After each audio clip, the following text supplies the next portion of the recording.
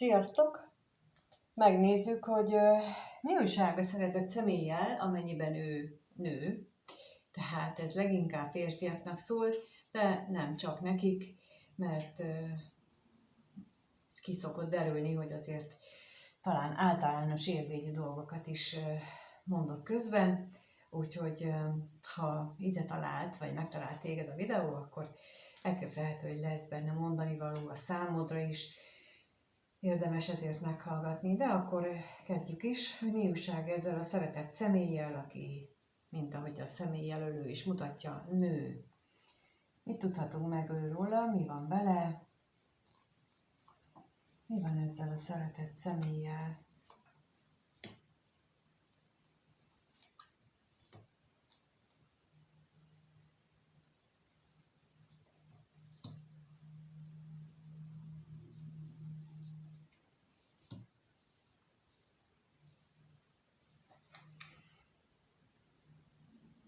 Úgy gondolom, hogy ő nagy lelki vívódásban van. Tulajdonképpen lehet, hogy van neki családja, sőt, biztos, hogy van neki családja, de a lelki vívódása lehet, hogy a családja miatt van, illetve olyan a vívódás az is lehet, hogy a családi hitrendszereit kell neki hatalmas mértékben átalakítani, mert egy találkozásnak a mondandója, vagy a találkozásnak a célja, az őt nagyon mélyen elgondolkodtatja, és nagyon mély változásokra készteti. De akkor megnézzük, hogy itt a halál ez mit jelent. Mi itt középen ez a nagy változás?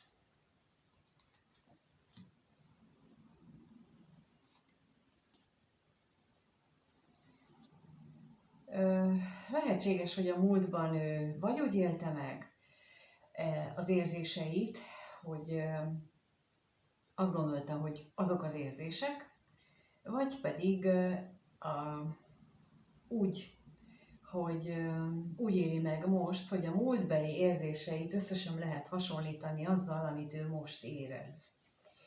És lehet, hogy ez az, ami ebben a találkozásnak a hatására történik, de meg is kérdezzük, hogy mit lehet erről a látogatásról bővebbet tudni itt még, mit tudhatunk meg ezzel kapcsolatban, mit tudhatunk meg itt ezzel.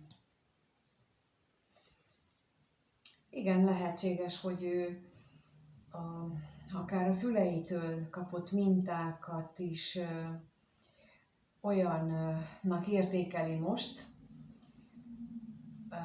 hogy azok nem teljesen voltak igazak, vagy olyan látszat minták voltak, vagy az érzések tekintetében, vagy párkapcsolat tekintetében.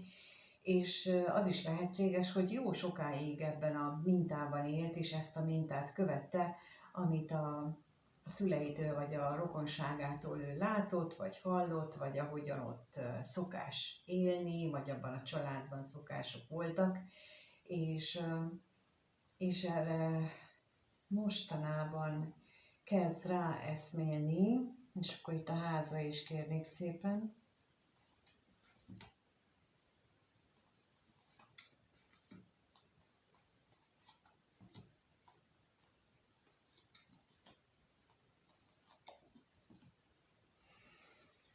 Az a helyzet, hogy ezeket az érzéseket, amik itt ilyenkor látunk, illetve ezeket a változásokat mindannyian érezzük belül, leginkább fiatalkorban, hogy mi nem akarunk úgy élni, ahogyan itt láttuk az ősöktől, ahogyan a család mondja. Aki később erre a sorsra jut, hogy itt hatalmas átalakuláson kell átmennie, annak biztos, hogy fiatal korában is volt egy ilyen lázadó időszaka, amikor nem értett egyet sok mindennel, de aztán beletörődött és lehajtotta a fejét, és akkor elfogadta. Itt viszont azt mutatják a lapok, hogy olyan, mintha eszébe jutott volna ennek a szeretett személynek is az ő régi vágyai, az, amiket végül is így hátrahagyott, mert nem merte bevállalni, nem merte a döntéseit úgy meghozni, hogy a vágyai szerint éljen, hanem mondjuk a szülei, az édesanyja, vagy egy ismerősnek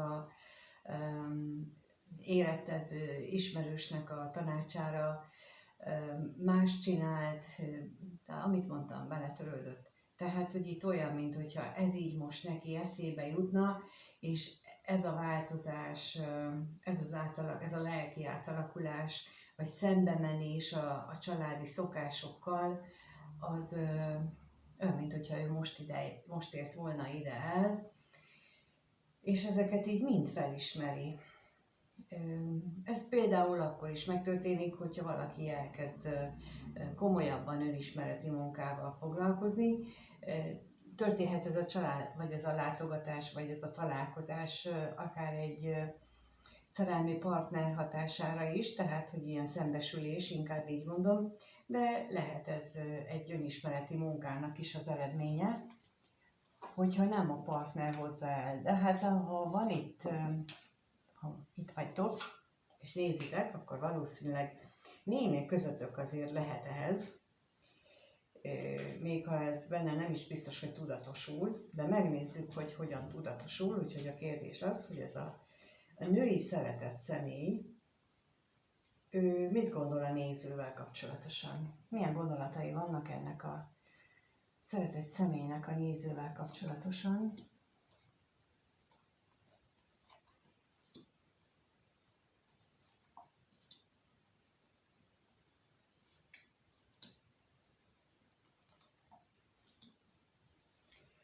Hoppá!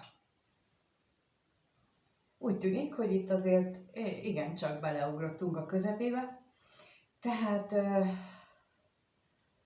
ő neki veled kapcsolatban olyan gondolata van, hogy ő szeretné maga mögött hagyni végre ezt a távolságtartást, ezt a húzódozást, ezt a, hát mondjuk így idézőjelben ezt a játszadozást, hogy együtt vagyunk, vagy nem vagyunk együtt, találkozunk, vagy nem találkozunk, ő egy normális párkapcsolatot szeretne, és te vagy az, akivel ő ezeket a mély érzéseket megéli magában, vagy szeretné megélni magában, és hát ez elég egyértelmű. Erre mondtam itt az elején, hogy hoppá, tehát mindenképpen úgy tűnik, hogy az előbbi megnyilvánulásoknál, tehát az ő gondolatainál, az ő megéléseinél, hát valami szerepet biztosan van. No, és akkor megnézzük, hogy ez a katonatisztőrel mit tudunk még bővebben.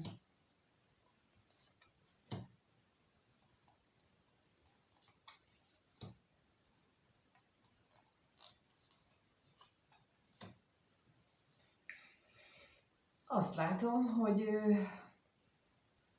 ugye szeretné maga mögött hagyni ezt a távolságot, vágyik rá, szeretné, tehát mindenféleképpen ő ebben gondolkodik.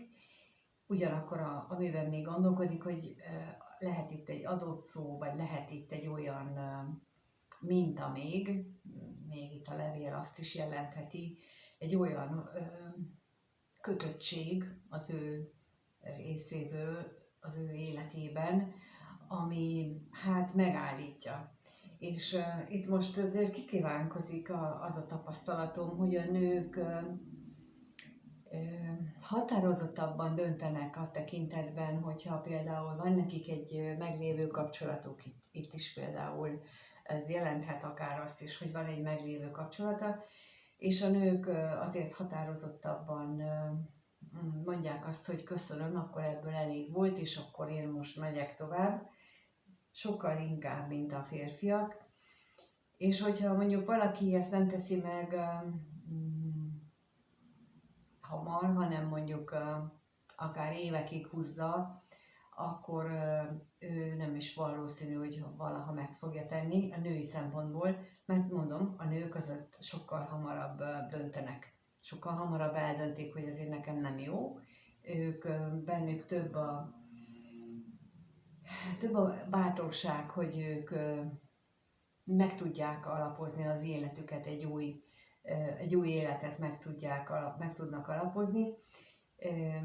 Valahol ők jobban bíznak abban, hogy találnak maguknak párt, aki majd segíti őket ebben, sokkal jobban bíznak ebben, mint mondjuk a férfiak, én azt hiszem.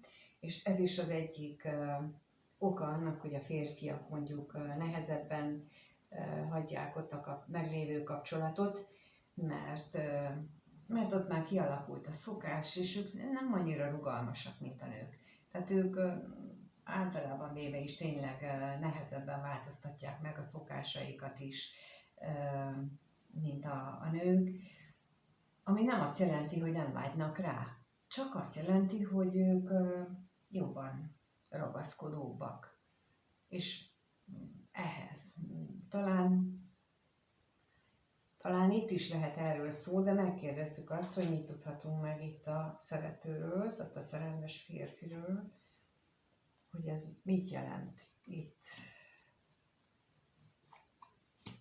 az ő esetében, ennek a szeretett személynek az esetében. Hát bizony lehetséges, hogy váratlan fordulatok akadályozták a múltban gyakran a találkozásotokat, ami egyébként úgy gondolja ez a szeretett személy, hogy nagyon is kellemesek, nagyon is a fogára valók ezek a, mondjuk így, ezek a találkozások, nagyon is a kedvére valók, inkább ezt mondom.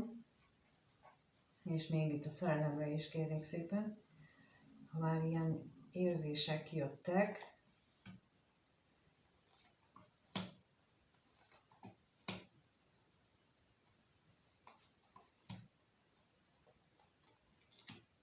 És úgy tűnik, hogy azért itt testileg, lelkileg úgy éli meg ezt a kedvére való kapcsolatotokat, hogy az ő neki mindenképpen nagyon nagy élményt ad.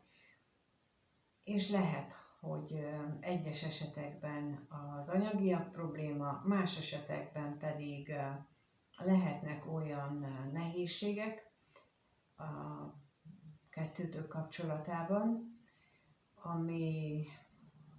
amit ő még nem képes megugrani, feldolgozni. Tehát itt láthatóan ő már gondolkodik azon, hogy hogyan lehetne ezen változtatni, ezt maga mögött hagyni, de még vannak megoldandó feladatai, és én itt ezt nagyon határozottan azt érzem, hogy ő megindult, így elkezdte ezt a folyamatot. Nem ott tart, hogy jaj, mit csináljak, jaj, hanem hogy ennek a szeretett személynek az energiája, ez egy ilyen tetrekész energia, cselekvő energia, gondolkodik ugyan, de már nagyon határozott irányba mutatnak a gondolatai, és már mérlegeli a lehetőségeket, már sorba veszi a pro és kontra érveket, úgyhogy itt az ő részéről én ezt érzem, hogy itt nagyon is lendületbe került ez a szeretett személy, akinek megnézzük, hogy milyen érzései vannak, bár itt azért már mutatkozott néhány dolog, de az a kérdés akkor most, hogy ez a szeretett személy mit érez a néző iránt. Milyen érzései vannak a néző iránt?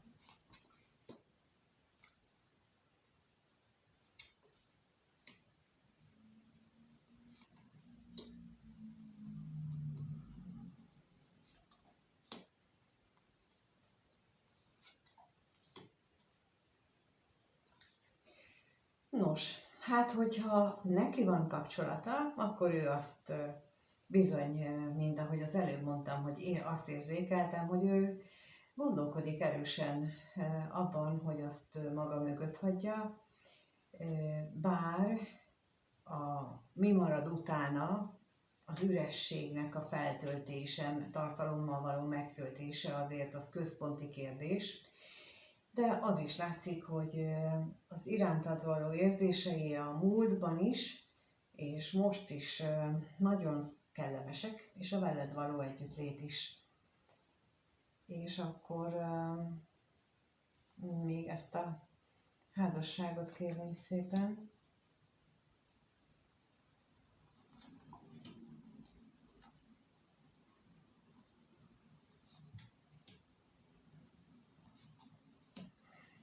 De persze itt azt is jelentheti, ugye az előbb, mint ahogy mondtam, hogy hogyha van neki kapcsolata, akkor azt maga mögött hagyja, de azt is jelentheti, hogyha eddig a tietek nem volt nyilvánosan felvállalt kapcsolódás, és nincsen már harmadik kapcsolat, vagy másik kapcsolódás, hanem még eddig nem volt felvállalva a kapcsolatotok, akkor ez azt is jelentheti, hogy akkor ő azon gondolkodik, hogy ilyen, hát a rokonság előtt is felvállalom, és tehát úgy nyilvánossá teszem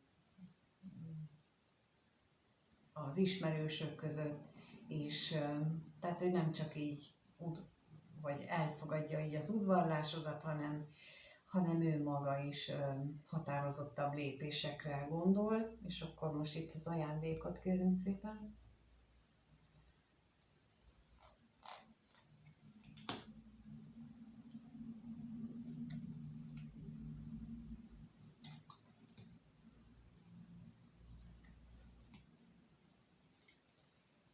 Bár múltbeli tapasztalatai nem biztos, hogy jók, de igyekszik ezeket hátrahagyni, azokat a kellemetlen tapasztalatait, ami most a veled való érzéseit akadályoznák. Úgyhogy itt határozottan azt érzem, hogy ez a szeretett személy, akinek az energiája itt van, ő nagyon is tudatosan akar beleállni ebbe a kettőtök kapcsolatába, és ő nagyon is tudatosan szeretne ebből valami jót kihozni. Na, megnézzük akkor, hogy fog-e. Tehát, hogy mi fog történni a következő 1-2 hétben. Mi fog történni a következő 1-2 hétben. Mire számíthat a néző ettől a szeretett személytől bele kapcsolatban. Mire számíthat.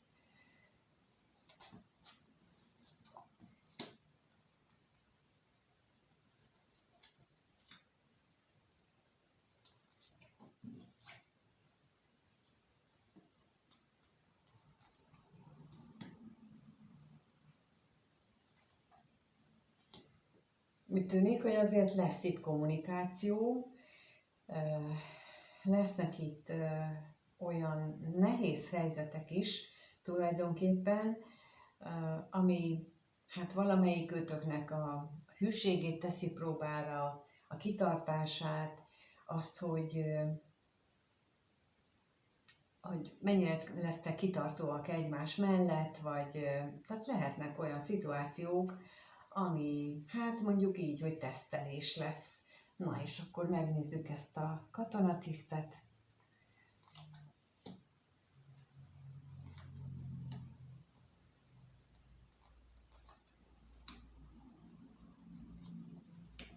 Határozottan azt érzékelem itt, hogy tesztelés lesz, egy olyan szituációnak a lehetőségét érzékelem itt, amikor valamelyik őtök úgy érezheti, hogy a másik nem egyenes vele, akár egy harmadik személlyel meg is csalhatja, vagy legalábbis erre irányuló lehetőség az megjelenik, és bizonyítan ezt úgy gondolom, hogy ez egy teszt. Nagyon határozottan érzem, ami azt is eredményezi, hogyha nem beszélitek meg, és nem lesztek nyitottak és elfogadóak a másik féllel, hanem így egóból, így dűből, dacból, magamra is emlékszem, fiatal koromban, hogy nagyon tudtam ilyen egóból, és meg sem hallgatni a másikat, szóval akkor az eredményezheti. De pont egy ilyen tesztet érzékelek, hogy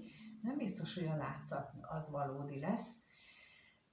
Lehet, hogy csak látszat lesz, és az nem egy ilyen valódi megcsalás lesz, hanem az lesz próbára téve, hogy most akkor ti mennyire vagytok elkötelezettek ebben a kapcsolatban. Na és akkor megnézzük itt a tolvajt. Hát, ha megtudunk valamit ezzel, hogy mi az a tolvaj itt. Itt is arra mutatnak rá, hogy ez csak ilyen látszat, tehát ez ilyen látszathamisság, látszatbecsapás, nem kell mindennek bedőlni, amit látunk. Hát azt szokták mondani, hogy higgyünk a szemünknek, nem mindig azt látjuk, amit van, azt látjuk, amit az elménk, amit a látotok alapján az elménk lekódol nekünk, és ha nekünk az van bekódolva egy ilyen jelenethez, hogy ott megcsalás történik, akkor ezt fogjuk mi hinni.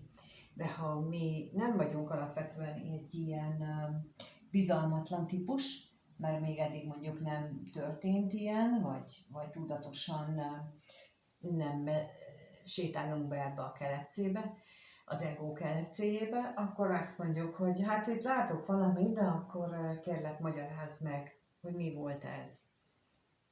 Hogy a bizalmamat megingott ugyan egy pillanatra, de szeretném, hogyha ezt megbeszélnénk. Tehát, hogy itt én ilyesmit érzek, és ez az, amit hát célszerű lenne a következő 1-2 hetes időszakban erre figyelni, hogy de itt a kommunikáció lesz a lényeg. Tehát, hogy hogyan tudjuk ezt lekommunikálni, mert bizony, ha nem okosan, meg nem ügyesen csináljuk, akkor ott középen ott megjelenik a rossz kimenetel.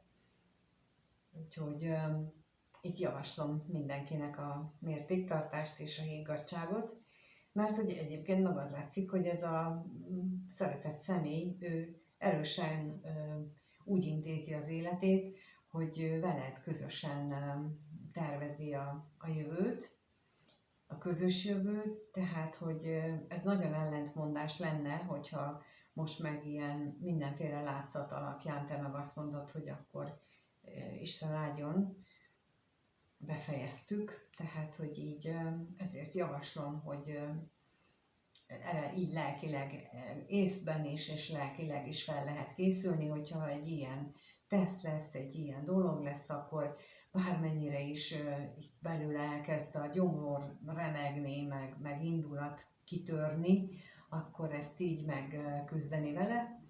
Talán pontosan ez a legfontosabb, hogy teszt ennek a legfontosabb oka, hogy lemérje azt, hogy mennyire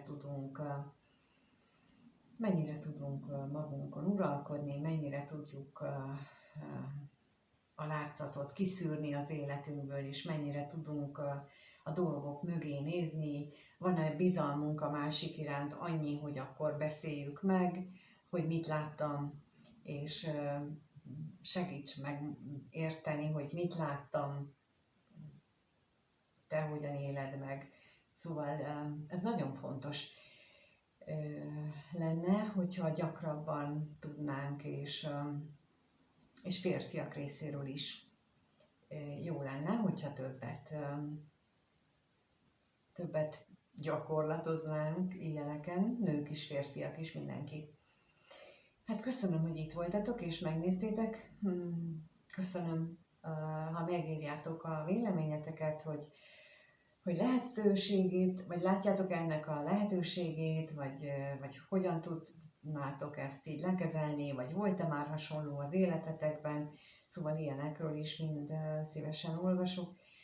Köszönöm a lájkot és a feliratkozásokat, ha egyéni szeretnétek, tehát hogy nézzük meg egyénileg azt, hogy nálatok ez valóban lehetséges-e a jövőben, vagy valóban készüljetek-e ilyenre, vagy egyáltalán bármilyen más párkapcsolatnál meg tudjuk nézni, de a karmoldást is ajánlom figyelmetekbe, ez mind ott van a leírásban.